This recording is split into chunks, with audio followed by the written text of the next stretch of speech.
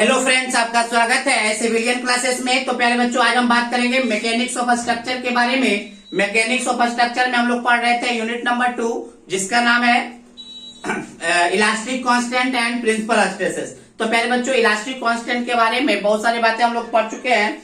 आज हम relation proof करना चाहते हैं। कौन सा रिलेशन? E बराबर 2G 1 प्लस म्यू। पहले बच्चों, इस रिलेशन को हमने लिखा रखा है ना। ये रिलेशन को हम आपको बोले थे याद रखने के लिए। अब इसके पहले हमने एक रिलेशन प्रूव किया था, E बराबर 3K 1 माइनस 2 म्यू। ये वाला रिलेशन भी हमने पिछले लेक्चर में प्रूव किया था। आज हम प्रूव करेंगे इस फॉर्मूले को, इस रिलेशन को आज हम प्रूव करेंगे। पहले बच्चों, ये तो थोड़ा आसान था प्रूफ, इसमें थोड़ा सा पेचीदा है, थोड़ा सा लेंथी है, मगर समझिएगा तो आराम से समझ लीजिएगा, ठीक है ना। तो ध्यान से सुनिएगा प्यारे बच्चों, ठीक है ना। हम इस फॉर्मूले को ड्राइव करने जा रहे हैं।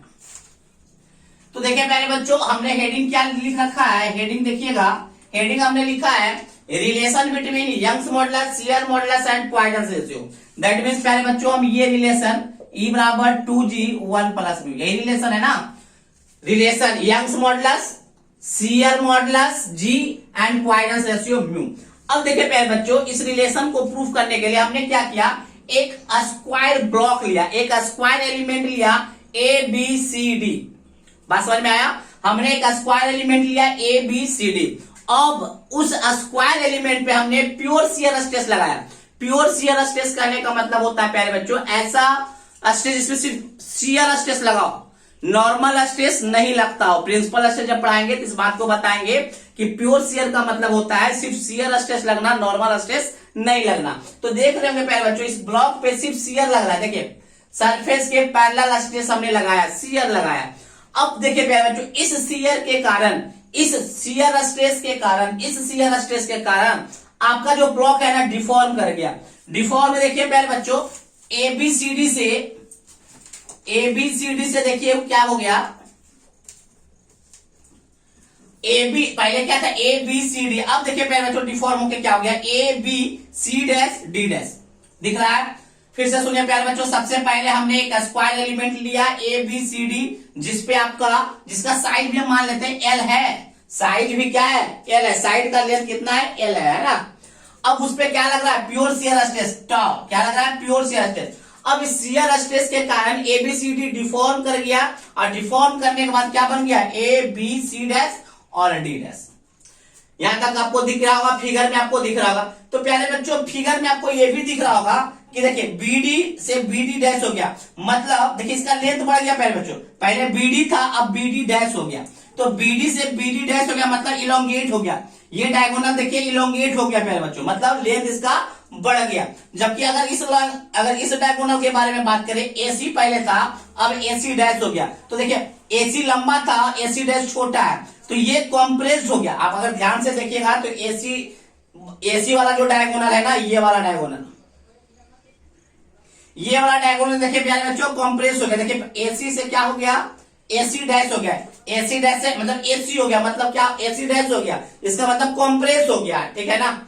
अब हमने क्या किया प्यारे बच्चों, D से इस BD' पर एक लंबवत डाला, एक परपेंडिकुलर लाइन डाला। तो लंबवत लाइन जो होगा वो D2 हो गया। D से क्या हो गया? D2 हो गया, ठीक है ना। इतना बात समझ में आ गया प्यारे बच्चों? तो देखिए प्यारे बच्चों, यही बात हम यहाँ पे लिख कर रखे हैं। Now consider a square element ABCD of side L। हमने एक स्क्वायर एलिमेंट को कंसीडर किया, जिसका नाम क्या लिख के रखा? ABCD, और इसका लेंथ कितना है? L है। Subjected to pure shear stress top. तो देखिए प्यारे बच्चों, कहीं पे भी नॉर्मल स्ट्रेस हमने नहीं लगाया, सिर्फ शियर स्ट्रेस लगाया, इसलिए इसका नाम हम दे रहे हैं प्योर शियर स्ट्रेस। क्या लगा है? Top. Due to this shear stress, इस शियर स्ट्रेस के कारण एलिमेंट ABCD इज डिफॉर्म। प्यारे बच्चों, इस शियर स्ट्रेस के कारण आपका जो एलिमेंट है ABCD वो क्या हो गया? डिफॉर्म्ड हो गया। हेयर, जबकि आप यहाँ पे देख रहे होंगे, here diagonal BD will be elongated. देखिए प्यारे बच्चों, पहले BD था, हो गया BD'। तो देखिए ये लंबा हो गया प्यारे बच्चों, ये इलोंगेट हो गया। जबकि AC से AC' हो गया, ये कॉम्प्रेस्ड हो गया। Where as diagonal AC will be compressed, जबकि डायगोनल AC क्या हो गया? कॉम्प्रेस्ड हो गया, जैसा कि आपको फिगर में दिख रहा है। So AD' C' B, A D dash C dash B, A D dash C dash B is the deform shape of element, मतलब जो डिफॉर्म होने के बाद जो शेप है वो आपका A D dash C dash and B. And draw a perpendicular D D two, अब क्या किए परपेंडिकुलर डाले हैं डी से डी टू पर, किस पे डाले हैं तो at diagonal B D dash, B D dash वाले डायगोनल पे एक लंबवत डाले हैं। Let phi the shear strain, phi क्या है प्यारे बच्चों, हम पहले ही बता चुके हैं ये वाला, ये आपका शियर स्ट्रेन कहलाता है, क्योंकि शियर स्ट्रेस के कारण जितना एंगल डिफॉर्म करता है वही आपका शियर स्ट्रेन कहलाता है, ये आपका क्या है shear strain. And G is the modulus of rigidity, और हम ये मान के चलते हैं इस जो मटेरियल का बना हुआ एलिमेंट उस मटेरियल का मॉडुलस ऑफ रिजिडिटी कितना है, जी है। इतना बात समझ में आ गया, ये लैंग्वेज आपको समझ में आ गया। चलिए अब हम बात करते हैं प्यारे बच्चों लीनियर स्ट्रेन ऑफ बीडी। प्यारे बच्चों हम अगर इस बीडी लाइन में, इस बीडी डायगोनल में कितना लीनियर स्ट्रेन हुआ, तो स्ट्रेन क्या होता है प्यारे बच्चों, final length minus original length बटे ओरिजिनल लेंथ, यही तो होता है। स्ट्रेन का मतलब क्या होता है, चेंज इन लेंथ बटे original length. Change in length का मतलब कैसे निकालते हैं, फाइनल माइनस इनिशियल, तो फाइनल में से ओरिजिनल घटा देंगे तो आपका चेंज इन लेंथ। फाइनल क्या है बीडी डैश, फाइनल क्या है प्यारे बच्चों, अरे फाइनल में क्या हो गया बीडी डैश, और ओरिजिनल में कितना था बीडी, तो माइनस बीडी, अब बटे ओरिजिनल तो BD। अब देखिए प्यारे बच्चों जैसे हम लंबवत डाले तो देखिए ये BD और BD2 बराबर होगा कि नहीं, क्योंकि लंबवत है प्यारे बच्चों, BD बराबर BD2 हो जाएगा, क्योंकि हमने परपेंडिकुलर डाल रखा है, आपको समझ में आना चाहिए। BD जो हो जाएगा वो BD2 के बराबर हो जाएगा, क्या हो जाएगा BD2 के बराबर हो जाएगा। तो देखिए प्यारे बच्चों तो हम BD डैश लिख देते हैं माइनस BD की जगह पे क्या लिखेंगे BD2, और BD की जगह पे क्या लिखेंगे BD।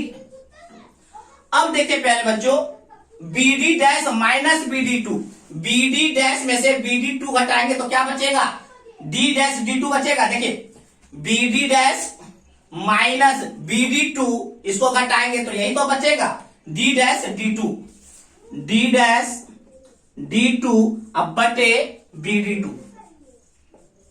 समझ में आ रहा है प्यारे बच्चों, हमने BD डैश में से BD2 घटाया तो आपका यही लेंथ बचा, ये कितना लेंथ है D डैश D2 अब बटे BD2। पहले इसको आप नोट डाउन कीजिए।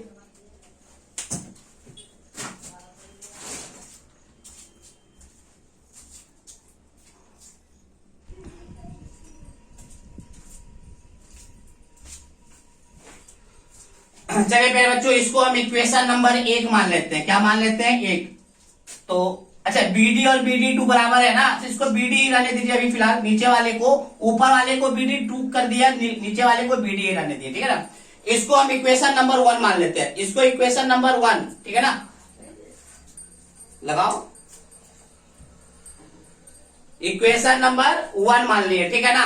अब देखिए प्यारे बच्चों अब हम इस फिगर में अगर देखें, इस फिगर में है ना, ये देखिए प्यारे बच्चों आपका 90 डिग्री है ना, ये आपका 90 डिग्री है ना, तो हम BD का होल स्क्वायर बराबर क्या लिखेंगे, BD का होल स्क्वायर बराबर लिखेंगे प्यारे बच्चों AD का होल स्क्वायर प्लस AB का होल स्क्वायर लिखेंगे या नहीं। अरे भाई ये 90 डिग्री है तो हम लिख सकते हैं ना BD डायगोनल का होल स्क्वायर बराबर क्या लिखेंगे, लंब का कर्ण का स्क्वायर बराबर लंब का स्क्वायर प्लस आधार का स्क्वायर। अब देखिए प्यारे बच्चों पहले ही हमने बता रखा कि ये स्क्वायर एलिमेंट है तो AD और AB दोनों बराबर होगा, तो BD का होल स्क्वायर बराबर AD का होल स्क्वायर। अब देखिए जितना लेंथ AD का है उतना ही AB का है, तो इसको भी AD ही कर देते हैं AD का होल स्क्वायर, तो BD का होल स्क्वायर बराबर 2AD का होल स्क्वायर। अगर हम यहां से BD निकाले तो ये आपका हो जाएगा √2AD, होगा या नहीं होगा, BD बराबर आपका आ गया √2AD। चलिए बहुत अच्छा। अब देखिए प्यारे बच्चों ये तो ये आपका 45 होगा ना, 45 डिग्री होगा कि नहीं होगा। देखिए प्यारे बच्चों if we assume that, line by line याद रखिए, इसके बाद हमने ये लिखा, अब हम ये लिख रहे हैं प्यारे बच्चों, पहले आप इसको उतारिएगा फिर इसको उतारिएगा, फिर देखिए we assume that phi is very very small, phi is very very. पहले जो हम ये मान के चलते हैं कि ये जो फाइव है ना बहुत कम है, बहुत कम है। जब ये बहुत कम है प्यारे बच्चों, तो इस एंगल को हम 45 डिग्री मान रहे हैं, क्योंकि पहले जो ये 45 होगा तो ये भी आपका 45 हो। क्यों? क्योंकि 5 बहुत छोटा है, 5 को हमने बहुत छोटा मान लिया प्यारे बच्चों। तो देखिए इस फिगर को हम बना रहे हैं, इस फिगर को हम बनाने का कोशिश कर रहे हैं। देखिए प्यारे बच्चों, ये आपका डी हो गया, ये आपका डी डैश हो गया, और ये आपका D2 हो गया। अब देखिए प्यारे बच्चों, ये तो आपका 90 डिग्री है और ये आपका 45 डिग्री मान के रखे हैं। समझने का कोशिश कीजिएगा प्यारे बच्चों, ये 45 डिग्री हम मान के रखे हैं, तो cos 45 बराबर क्या हो जाएगा प्यारे बच्चों? cos 45, cos थीटा बराबर क्या होता है प्यारे बच्चों? Base by hypotenuse. बेस आपका हो जाएगा D डैश D2 बटे हाइपोटेनियस आपका हो जाएगा D डैश। अरे cos 45 बेस बटे हाइपोटेनियस होता है ना, बेस आपका हो गया D डैश D2 एंड आपका हाइपोटेनियस हो गया D डैश। चलिए, तो D डैश D2 बराबर क्या हो जाएगा? D डैश D2 बराबर आपका हो जाएगा D डैश, इधर लेके चले जाइए, तो D डैश बटे cos 45 डिग्री। अब देखिए प्यारे बच्चों, BD का वैल्यू और D डैश D2 का वैल्यू पुट कर देंगे इक्वेशन 1 में। Value of BD and D dash D2 is put in equation 1। तो पुट कीजिए प्यारे बच्चों, तो लीनियर स्ट्रेन ऑफ BD, ये बात लिख रहे हैं, लीनियर स्ट्रेन ऑफ BD कितना हो जाएगा प्यारे बच्चों? D डैश D2 का वैल्यू कितना है? D डैश cos 45 डिग्री बटे BD का वैल्यू कितना है? √2 AD। ठीक है ना? चलिए प्यारे बच्चों, यहां तक लिखिए, हम इसको मिटाएंगे, नीचे वाले को मिटाएंगे प्यारे बच्चों।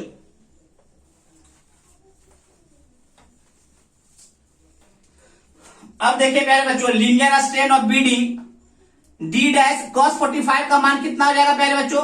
√2 ही हो जाएगा, 1/√2। अरे cos 45 कितना हो जाएगा? 1/√2, तो 1/√2 बटे AD, तो √2 इंटू √2 क्या हो जाएगा? 2 इंटू AD। चलिए नोट डाउन कीजिए पहले प्यारे बच्चों इसको।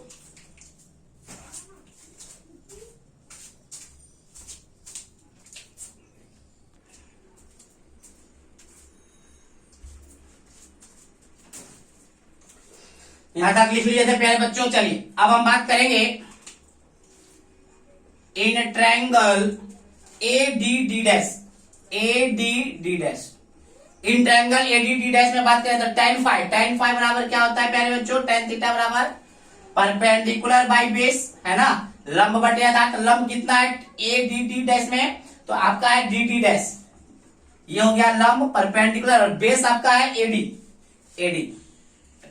पहले बच्चों फाई आपका क्या है? बहुत छोटा है, तो tan फाई बराबर हम क्या लिख सकते हैं? फाई लिख सकते हैं। तो tan फाई को फाई लिखे तो फाई बराबर क्या हो जाएगा? DD डैश बटे AD होगा या नहीं? DD डैश बटे AD। चलिए पहले बच्चों इसको हम मान लेते हैं इक्वेशन नंबर 2 और इसको इक्वेशन नंबर, चलिए इसको रहने दीजिए। तो प्यारे बच्चों वैल्यू ऑफ लिखने का तरीका, पहले हमने वो लिखा, फिर ये लिखा, अब हम ये इसको लिख रहे हैं, ठीक है ना?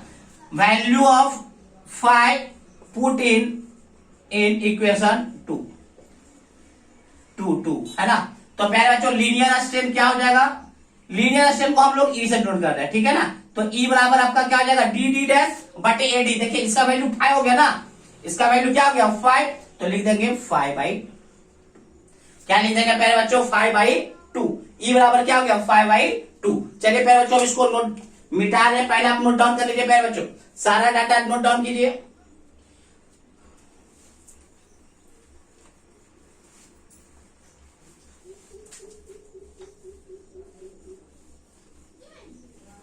चलिए तो देखिए प्यारे बच्चों, हम अभी निकाल के लाए E बराबर 5/2। वी नो दैट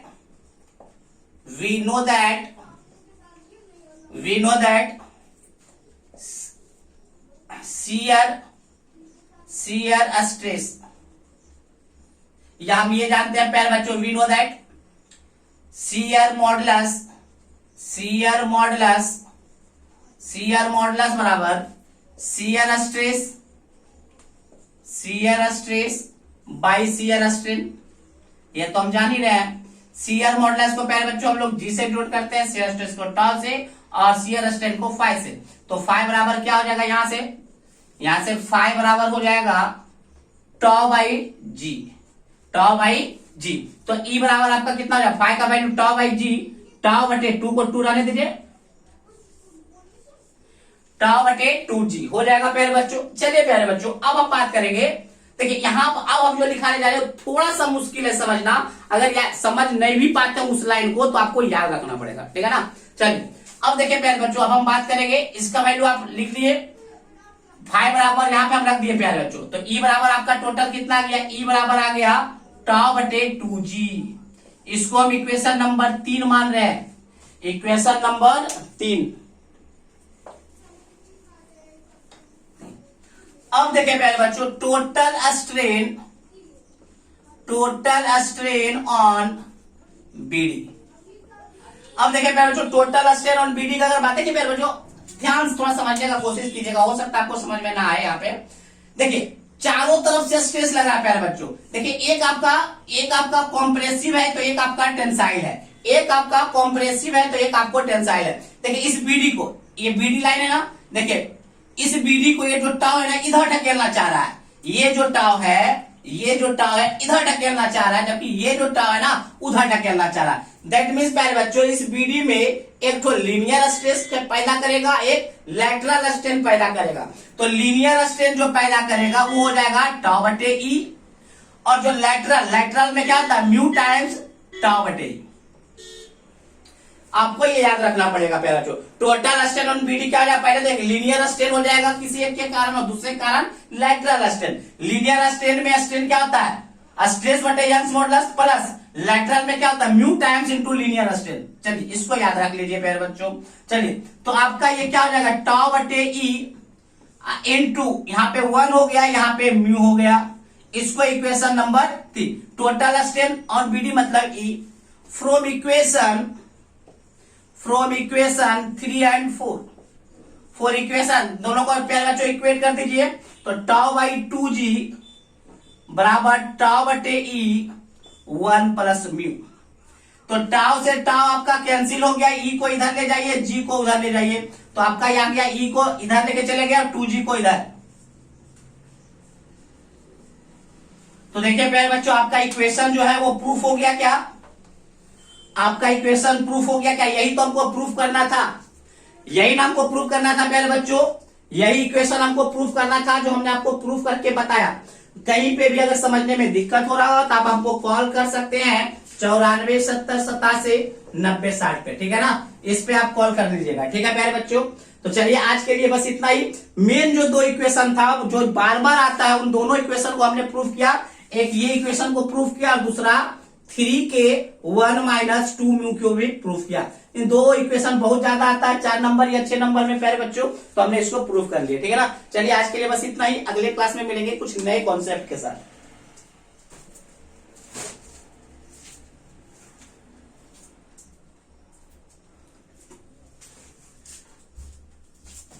अब देखिए प्यारे बच्चों इसके बाद जो 2 इक्वेशन है, मतलब इसके बाद भी तो 4 इक्वेशन, हमने रिलेशन 4 बताया था, तो मेनली यही 2 इक्वेशन है। बाकी का जो 2 इक्वेशन है ना प्यारे बच्चों, हमने जो ये दोनों इक्वेशन बताया, इन दोनों इक्वेशन के मदद से वो दोनों इक्वेशन निकल जाएगा जो कि हमको प्रूफ करना है। तो अगर ये दोनों इक्वेशन पता है तो वो दोनों इक्वेशन जो और निकालना है वो भी पता चल जाएगा। तो पहला जो मेन जो था वो हमने दोनों इक्वेशन को निकाल दिया। अब जो 2 बची है बहुत ही हल्का है, दोनों इक्वेशन के मदद से निकालेंगे तो बहुत ही आसान है, ठीक है ना। तो थोड़ा सा जो मुश्किल था यही सब इसी में मुश्किल था, ये तो भी हल्का ही था, ये तो बहुत हल्का था, थोड़ा सा टफ इस इक्वेशन को प्रूव करने में लगा, ठीक है प्यारे बच्चों। तो इसको भी आप प्रैक्टिस करते करते इसको भी समझ में आ जाएगा। तो प्यारे बच्चों ये चैप्टर भी अब लगभग समाप्ति की ओर है। तो आपको जो भी क्वेश्चन पूछना है आप क्वेश्चन पे ध्यान दीजिए, हमको क्वेश्चन भेजिए कि सर ये क्वेश्चन नहीं बन रहा है, ये क्वेश्चन नहीं बन रहा है, ठीक है ना। चलिए आज के लिए बस इतना ही, थैंक यू।